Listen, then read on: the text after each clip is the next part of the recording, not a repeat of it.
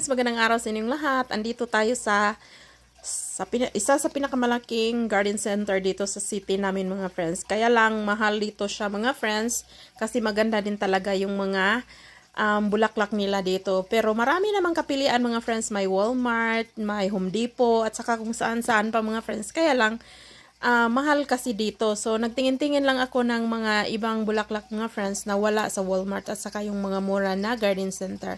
So, yan mga friends, nakapili ako dyan, yung purple. So, natanim ko na sila na iba-iba yung kulay doon sa garden center na pinuntahan ko na pinakamalaking garden center sa area namin.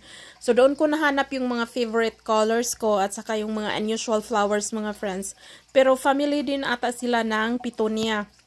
So, yan mga friends, pwede nyo sang iano sa mga malalaking pots or sa small pots, depende sa inyo.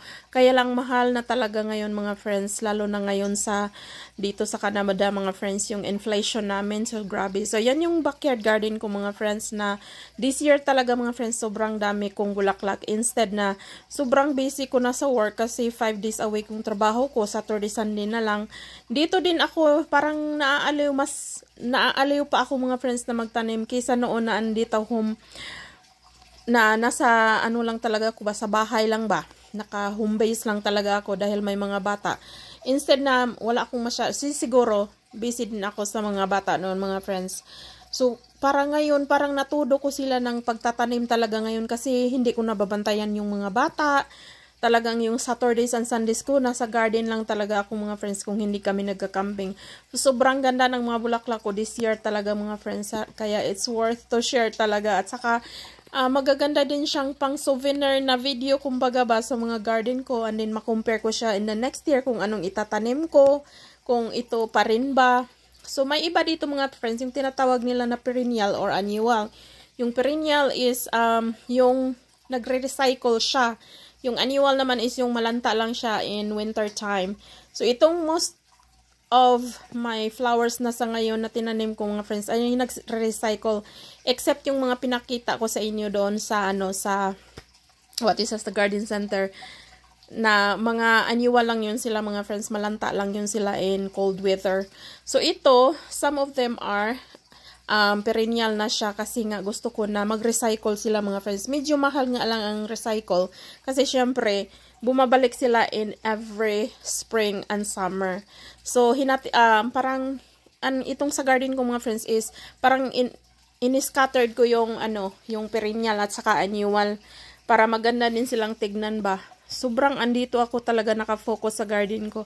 Sobrang cute ng mga bulaklak ko this year mga friends. Nakakaaliw. Gusto ko lang na dito ako nag-agahan. Minsan dito din ako nagtanghalian. Kasi naaaliw talaga ako mga friends during Saturday and Sundays na wala akong trabaho.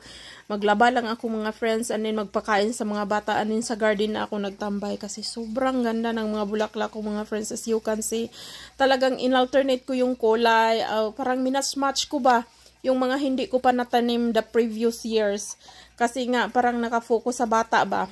So ngayon na hindi ko na sila yung focus na as in yung mga babantayan mo pa. So andito ako sa garden lagi mga friends and then my vegetable garden din ako kaya lang sa pa muna ako while the flowers are in bloom talaga mga friends in summer. So, ito yung ginagawa ko. So, ayan, those are petunias. Sobrang ganda ng mga petunias mga friends.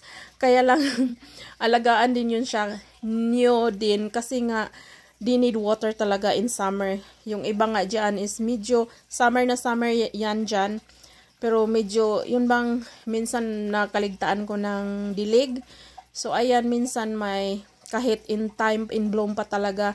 At saka yung hangin, ayaw nila ng mahangin talaga. Kasi syempre yung nila, yung bulaklak nila are very fragile. Manipis ba? Pero ang ganda talaga nila mga friends, nakakaaliw.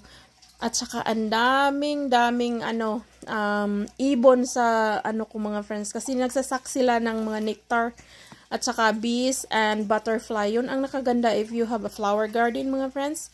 Kasi doon mag-a-attract ng mga ibon. At saka anyway, yung ibon ko in my backyards are pinapakain ko. So ayan mga friends, may orange, may yellow. So grabe talaga yung summer ko mga friends. Dibdiban talaga ng yung paghahanap ng kung anong itatanim ko.